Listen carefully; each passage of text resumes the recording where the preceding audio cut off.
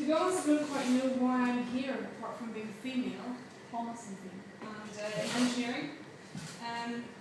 It was actually my supervisor who was originally asked to do this, but unfortunately, as someone who recently did a publicity shoot wearing a grey suit and a face like a concrete, she unsurprisingly said no.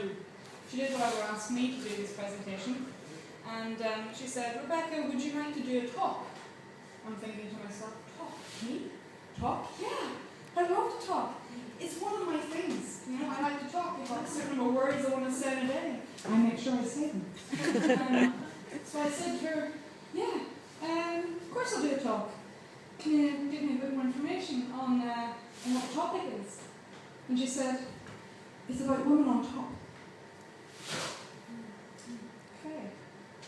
Of course, me and her child at this point is going to women on top. That's a good one. Okay. No, seriously. Excuse me?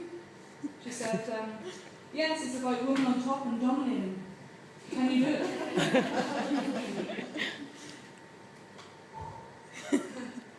My inner child is kissing its pants. I remained controlled, composed, a reciprocal, stony expression, and said, well, I'm glad we cleared that up. But can you give me a bit more information? Elaborate a little on the topic title and tell me where and when and why. She did proceed to tell me then that it was for a bright club and all dreams and hopes of getting free samples from Anne Summers were dashed.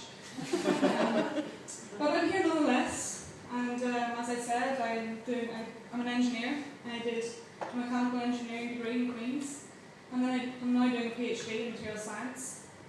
I actually said to my supervisor I was quite concerned my skit might be a little dry, which is quite funny because my PhD isn't talk. Yep, I've just spent 3 years researching glorified talc and plastic. I promise you, Anne Summers is not involved in our project, not as much as I would like.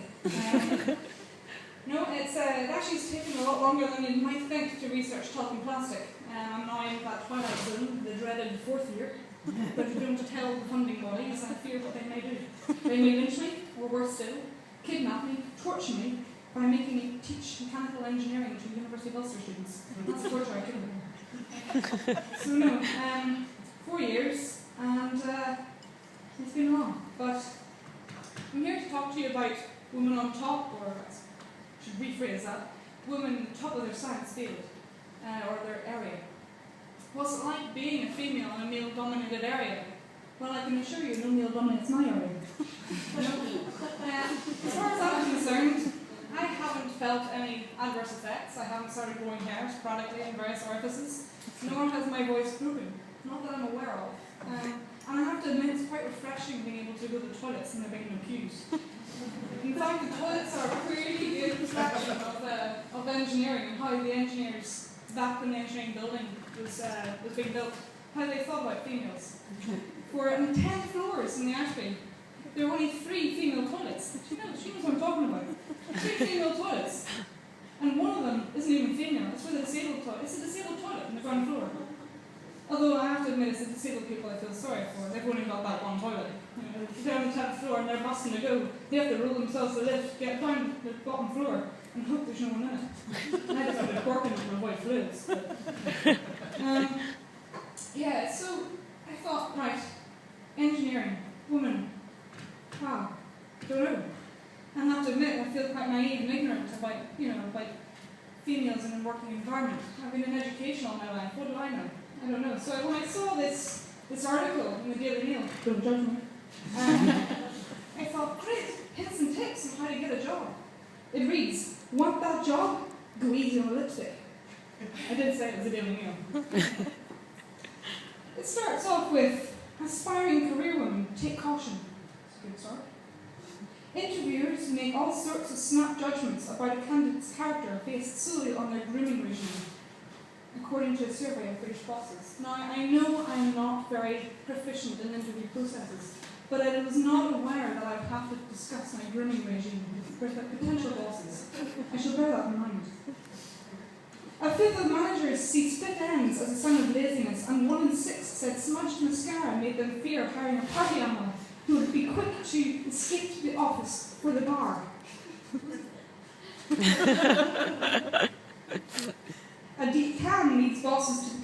that a candidate would gladly abandon their duties for the pleasures of a beach break, while bright red lipstick, heavily penciled eyebrows, and overpowering perfume are considered indicative of an overconfident and cocky personality. Okay, so basically what I need to do when I go to an interview is make sure my nail varnish is immaculate, and that I'm not dressed as if I were auditioning for The Only Way is Essex. I think I'm okay. I also realise why I don't need the Daily Mail. Even going for a natural look isn't without risks. As certain bosses believe that an absence of mascara indicates an emotional wreck, lines that would all be cried off within hours. Okay. But it seems women cannot win. No shit, sure. With an immaculately made-up face, making some recruiters fear this candidate means business and will be snapping at their heels for the next promotion. Okay, so taking all this on board, it pretty much means what this Ben Spencer wants is for all females to go au naturel to interviews. I think he had ulterior motives. Indeed, it does say, when he concludes his article, it seems a more natural-looking middle ground is the way to go for surefire success. Okay, so, well, I promise never to pick up the Daily Mail again.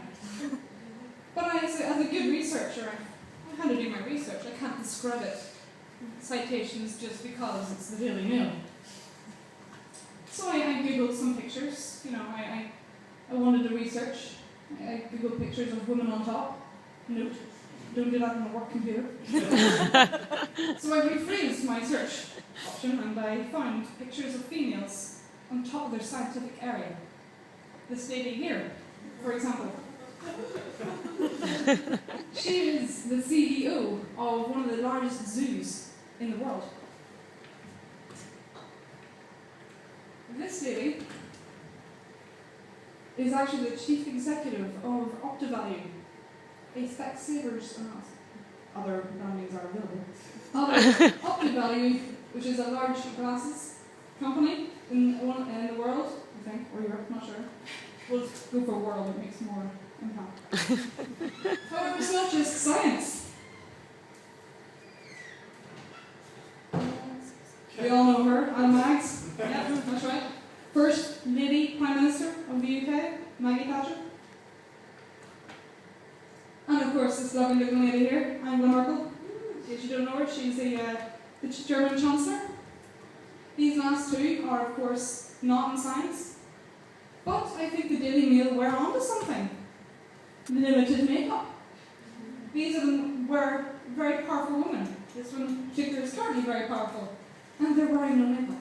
Not much anyway, I hope. So yes, I think Angela Merkel is a good example of current female on top form. She's someone who currently looks after your salaries, really. She controls your future. She pretty much controls everything like every woman should. So for any men out there, I'd say be careful, because women, you know, she's, for your side comments, your undermining, for any jokes you may make about females, she controls your pocket. And I must conclude with, well, females, we are great, we are fantastic, and for whatever position you're in, you're always best on top. And you're right, you're right.